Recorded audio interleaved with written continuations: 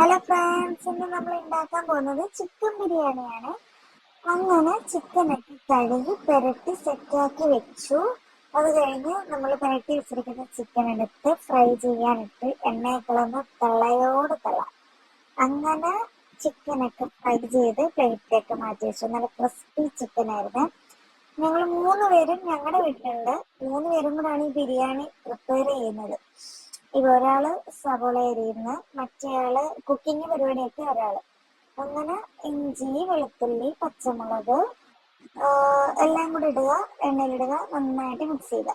Mix ചെയ്തിട്ട് നമ്മുടെ സവോള കുട്ടന്മാരെ എടുക്കുക, ഇതറിയിട്ട് കുറച്ച് പഴുത്ത തക്കാളി എടുക്കുക, അത് ഇതിനകത്തോട്ട് ഇടുക, മിക്സ് ചെയ്യുക, നന്നായിട്ട് മിക്സ് ചെയ്യുക.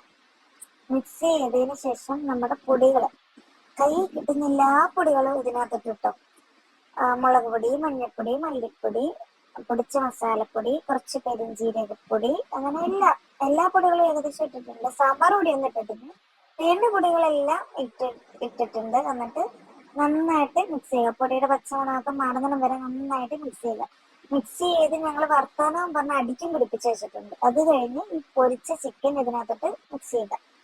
നന്നായിട്ട് വഴറ്റി എല്ലാം മാറ്റി വെക്കുക. പിന്നെ പപ്പടമൊക്കെ ബിരിയാണിക്ക് പപ്പടം ഇല്ലെങ്കിൽ ഒരു രസവും ഇല്ല. പിന്നെ നമ്മൾ ഊറ്റി വെച്ചിരിക്കുന്ന അരി ഈ റോസ്റ്റിനകത്തോട്ട് ഇടുക, നന്നായിട്ട് വിതറുക.